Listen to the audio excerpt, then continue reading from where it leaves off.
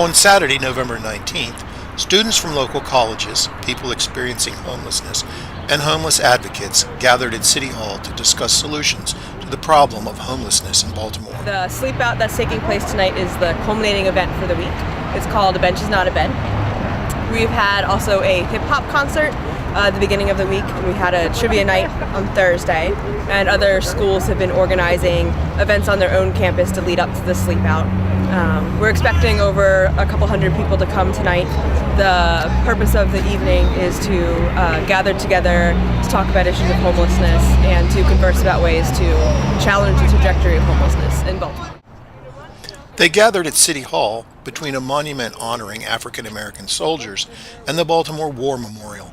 With two wars winding down, the problem of homelessness among veterans is a growing one.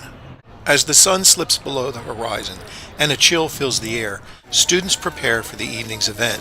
A makeshift living room, food, and sleeping bags emerge from a Baltimore City vehicle. The students set up a living room, a food table, and organize a shipment of sleeping bags, all donated by concerned neighbors. Participants dined on a hot meal prepared by volunteers and received bag lunches for later on in the evening. After the meal, these men arranged their sleeping bags for the evening. So we have an advocacy table here tonight to help people know how to get involved moving forward. Our advocacy table includes flyers for Be More Housing for All, which is a group of people who are currently or have previously experienced homelessness, advocating for change. Their flyers are here, along with flyers for Homeless Persons Memorial Day and a sign-up sheet for Homeless Persons Advocacy Day, as well as blank letters to Mayor Stephanie Rawlings Blake to fill out why people are out here tonight and what kind of changes they'd like to see. Economy coming to the world. We need it world. Mayor Blake. This man, seeing the camera, expressed his opinion, then disappeared into the crowd as quickly as he had arrived.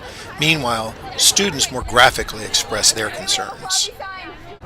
I've got a bag in my hand, and I'm gonna do the best plan that I can do, and that's victory. Greatest rescue mission in the whole world, and that's Baltimore and Central Street. I'm homeless at the time, and I need help. The mission down on Central Street, it's very good.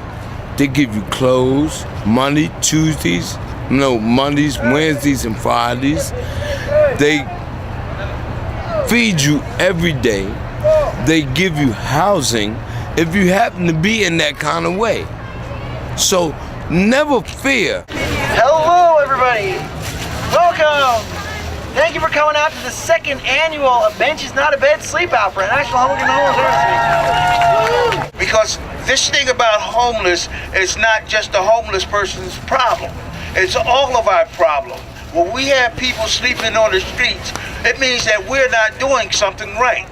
It is cheaper to put people in housing than it is to keep them in a shelter. You know, about a year and a half ago, I was driving downtown about 2 blocks away from here. Healthcare for the homeless is just about 2 blocks in that direction, right by the Jones Falls Expressway. And my daughter, who was 4 years old at the time, was in the back seat. And we drove past, and she looked over to the side, and she saw a man bundled in blankets leaned up against one of the columns under the Jones Falls Expressway. And she said, "Daddy, is that man sleeping there?" And I said, yes, Sienna's her name. Yes, Sienna, that man's sleeping. "Is that man homeless?" she said. And I said, "Yes. That man's homeless." And she thought about it for a long time, and I rounded the corner and parked the car. She was coming into the clinic with me, and suddenly she said, "Dad, why don't we just build more houses, and then people wouldn't be homeless anymore?" Of people who have been the most vulnerable in our communities, staying housed not just after 1 year, but after 5 full years. 30 people taken out of that park right over there 5 years ago at St. Vincent's. 85% still housed today. Right. Isn't it that simple? How is it that it's taken the homeless services community 30 years to finally get to the point where we acknowledge that housing is in fact the solution to homelessness, where we acknowledge something that comes intuitively to a 4-year-old? We're going to be having 4 teach-ins, and we're going to do 1 teach-in in that back corner on food policy. We're going to do 1 teach-in up here with the Speakers Bureau. There'll be people experiencing homelessness, current and former, sharing their stories.